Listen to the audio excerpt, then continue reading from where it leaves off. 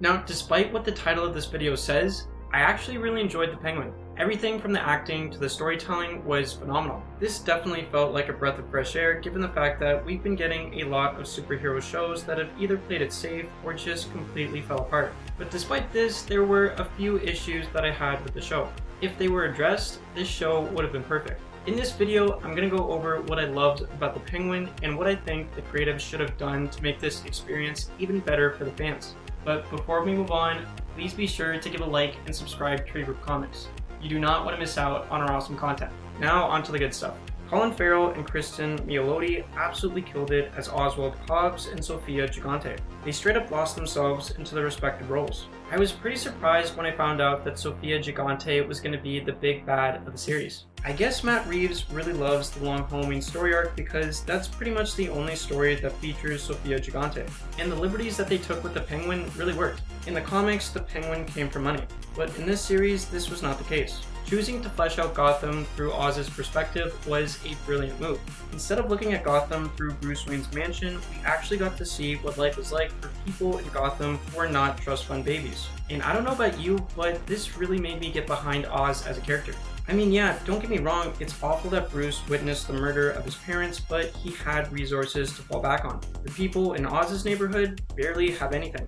At a first glimpse of Oz's neighborhood, you can instantly tell that there's barely any investments being made into the infrastructure, schools, or hospitals. And in places like that, there's not only a lack of opportunity for people, but there's a lot of effort needed just to survive. Bruce Wayne has enough money in the bank to feed himself every day for the rest of his life, and then some. The people in Oz's neighborhood, however, do not have that luxury. For these reasons, I don't really blame Oz for some of the crazy stuff that he's done. If there's no way to get an education, it's pretty easy to see why he got into drug dealing. And if you're in the drug smuggling business, you probably have to do some questionable things to survive. And to be honest, I kind of felt for him when we got a glimpse of his situation with his mom. Despite his many faults, it's pretty noble of him to take care of his mom in her old age. Even though Oz is 100% responsible for the choices that he makes, his situation with his mom gives us so much context as to why he's so messed up in the head. And the same can be said for Sophia Gigante. Even though she's 100% responsible for her actions, we can't blame her for going crazy. Her own father made her take the fall for all of his hangman killings, and she had to do some really questionable things to survive in Arkham Asylum. Even though Oz and Sophia Gigante are straight up monsters, the storytelling is so phenomenal that we have nothing but empathy for the two characters. To be honest, I can't really tell if I empathize with Oz or if I just kept on watching him to see what he was going to do next. Like, for real, he's amazing at tricking people. Even though he's a notorious liar, he somehow managed to get two of the biggest crime families in Gotham to kill each other's men. And man, killing a mob member and slipping the knife into another dude's pocket to get out of trouble, talk about being slick. Even though a lot of us hopefully do not agree with the guy, we gotta respect his skills. The guy's talented at what he does. And man, was this series character driven. So many of the Marvel and Disney Plus shows are just so plot driven these days. Like or hate the Penguin, many of the characters drive the plot as opposed to having the plot drive the characters' actions. Sophia Gigante chose vengeance, which drove the plot of the story. She chose to kill the rest of her family after she got out of jail and take over the Falcone mob. She chose to kidnap Oz's mom to try and ruin his life. If she chose the path of forgiveness, there wouldn't really be a story here. And the same thing goes for Oz. He chose to lie to the Maroni and Falcone crime family so that they would kill each other's men. He chose to kill Salvador Maroni's kids so that his mob wouldn't interfere with his drug operation. He even chose to kill his own brothers just so he can get closer to his mom. Even Vic, a guy who's not even a Batman villain, made some pretty big decisions. He chose to work for Oz Cobb. He chose not to run away with his girlfriend and stick with his boss. He even chose to kill a guy. There was a plethora of character moments that kept us engaged. I still can't get over Oz killing Vic. Vic did all the right things. He did right by Oz every step of the way, and Oz still killed him. It kind of made sense for Oz to kill him given the fact that he wasn't useful to him anymore, but still, it was pretty surprising. Since he didn't need him to care for his mother, it makes a lot of sense as to why he didn't really need him. I thought that he killed him after Oz realized that Vic developed a serpent's tongue of his own, but I guess that's up for debate. To me, what I love about the Penguin is that we didn't realize these characters were monsters until it was too late. I had so much empathy for these characters that I didn't blame them for the bad things that they did until they did something really irredeemable at the end of the series. You know it, I know it, everyone knows it. the Penguin is amazing and a breath of fresh air. Even though it's fantastic, I do have some criticisms. Number 1, the lack of originality. Now, I'm not the only one that's aware of this. The marketing team is aware of the huge similarities between the Penguin and the Sopranos. On one hand, it's really great that the Penguin is taking inspiration from one of the greatest TV shows in history. On the other hand, it's a little too similar to the Sopranos. While Oz Cobb is a great character, an argument can be made that he's just too similar to Tony Soprano. They both work for the mob, they're both Machiavellian geniuses, they both have no moral compass whatsoever, they're both willing to kill people that they see as family, and to top it all off, they both have mothers who mess them up mentally. If Oz Cobb had a wife and children, he'd pretty much be a cut and paste version of Tony Soprano. To be fair, this isn't the only DC Comics project that took inspiration from a fantastic piece of art. Todd Phillips' Joker really took inspiration from Taxi Driver. So much so that a lot of people criticized Joker for being way too similar to it. Even Todd Phillips himself admitted that Taxi Driver had a huge influence on the Joker. I guess it's hard these days to be 100% original when going about your creative project, but I would have preferred it if Oz Cobb was a bit more different to Tony Soprano.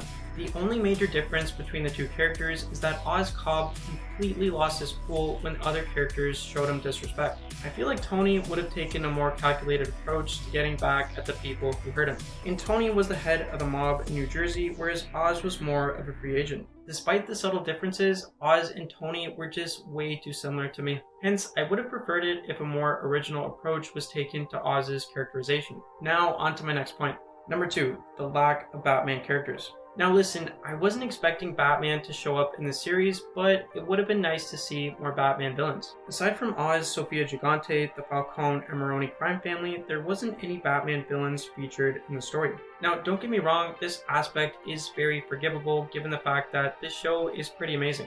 But at the same time, I was left with the feeling of wanting more. I mean, the creative team has such a huge variety of grounded Batman villains to use. If Matt Reeves said that Hush and Court of Owls were off limits for future Batman sequels, then hey, fair enough. I get why they couldn't use them for the Penguin show. But there's so many grounded Batman villains to choose from. There's Two-Face, Black Mask, Victor Zsasz, Firefly, Lady Shiva, and Hugo Strange. I had a theory that Vic would have grown up to be a version of the ventriloquist given his speech impediment. The ventriloquist kind of has a speech impediment when he's enunciating for Scarface. He can't express the letter B. He's got to replace them with a G. Hence, he always calls the crime-fighting duo Gatman and Rogan.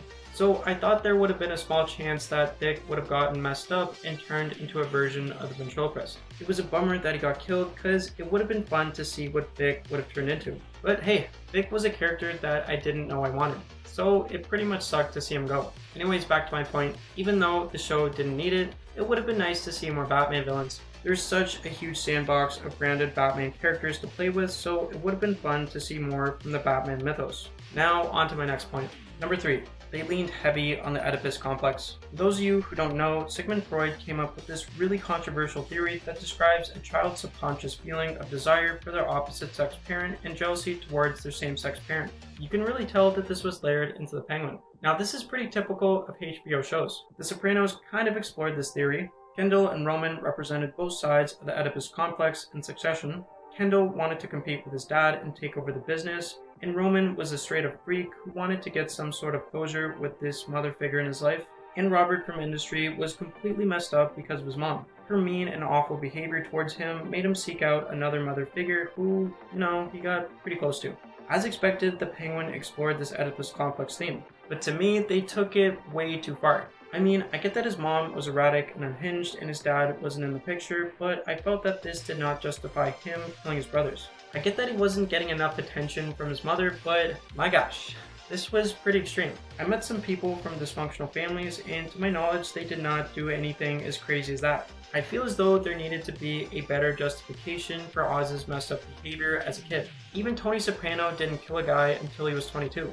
Like, how did Oz come to the realization that killing his brothers was the solution to all his problems? I feel as though he needed a devil on his shoulder to get to that point. But the writers on The Penguin just relied on the Oedipus complex to justify his behavior as a kid. Him killing his brothers so that he could be the man of the house to provide and protect his brothers just doesn't feel justified to me. If something really messed up happened to Oz before that, then I'd buy into what he did, but to my knowledge, there was no trauma that he went through that justifies his actions as a kid. Hence, I think it would have been a smarter move if the writers laid off the Oedipus complex for a bit, but hey, the show ended up being a huge success, so I can't complain. But what do you think? Do you have any issues with The Penguin? Are you looking forward to the next installment in Matt Reeves' Batman universe? Let me know in the comments section below. As always, thanks a million for watching. Please be sure to give a like and subscribe to Groovy Comics so that you do not miss out on our awesome content. Stay groovy!